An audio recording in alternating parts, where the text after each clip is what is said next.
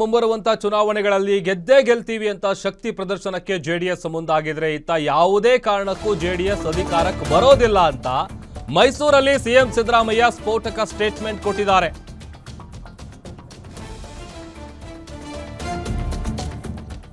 ನೋಡಿ, ನಿನ್ನೆ ಹಾಸನದ ಭುವನಹಳ್ಳಿಯಲ್ಲಿ ಜೆಡಿಎಸ್ ಜನತಾ ಸಮಾವೇಶ ನಡೆದಿತ್ತು. ಆ ಮೂಲಕ ಶಕ್ತಿ ಪ್ರದರ್ಶನವನ್ನ ಮಾಡಿದ್ರು, ಸರ್ಕಾರದ ವಿರುದ್ಧ ಗುಡುಗಿದ್ರು, ಭಾಷಣ ಮಾಡಿದ್ರು. ಇದೇ ವಿಚಾರವಾಗಿ ಸಿದ್ದರಾಮಯ್ಯ ಅವರು ಸ್ಫೋಟಕ ಹೇಳಿಕೆ ಕೊಟ್ಟಿದ್ದಾರೆ. ಸುಮ್ಮನೆ ರಾಜಕೀಯವಾಗಿ ಭಾಷಣ ಮಾಡಿದ್ದಾರೆ ಅಷ್ಟೇ. ಬಿಜೆಪಿ ಜೊತೆ ಸೇರಿ ಅಧಿಕಾರಕ್ಕೆ ಬರೋದಕ್ಕೆ ಸಾಧ್ಯ ಇಲ್ಲ.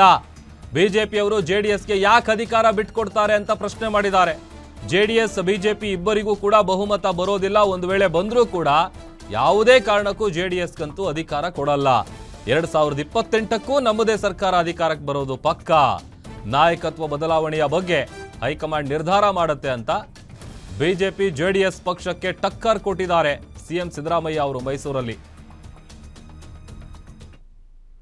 ಸರ್ಕಾರ ಬರಲ್ಲ, ಒಂದು ವೇಳೆ ಬಂದ್ಕಿಂದ್ರೆ ಅಧಿಕಾರ ಅವರು ಐ ಡೋಂಟ್ ನೋ ಯಾವ ಅರ್ಥದಲ್ಲಿ ಹೇಳ್ತಾರೆ ಗೊತ್ತಿಲ್ಲ ನನಗೆ.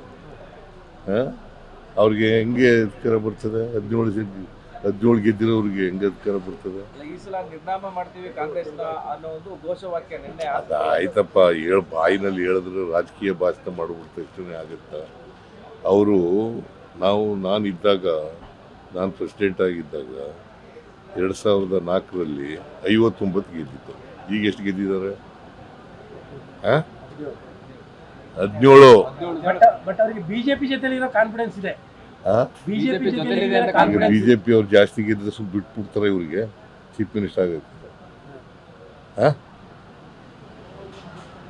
ಫಸ್ಟ್ ಆಫ್ ಆಲ್ ಬರದೇ ಇಲ್ಲ ಅವರು. ಫಸ್ಟ್ ಆಫ್ ಆಲ್ ಬರದೇ ಇಲ್ಲ, ಯಾವ ಕಾರಣಕ್ಕೂ ಬರಲ್ಲ. ಬಿಜೆಪಿ ಇವರಿಬ್ರು ಸೇರಿದ್ರು ಕೂಡ ನಾವು ಎಷ್ಟು ಗೆದ್ದಿದ್ದೀವಿ? 136 ಗೆದ್ದಿದ್ದೀವಿ. ಈಗ 140 ಆಗಿದ್ದೀವಿ.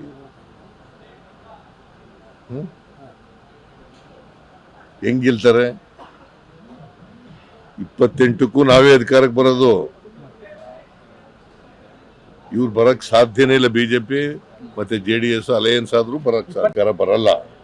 ಒಂದು ವೇಳೆ ಬಂದ್ಕಿಂದ್ರೆ ಅಧಿಕಾರ ಅವರು ಐ ಡೋಂಟ್ ನೋ ಯಾವ ಅರ್ಥದಲ್ಲಿ ಹೇಳ್ತಾರೆ ಗೊತ್ತಿಲ್ಲ ನನಗೆ.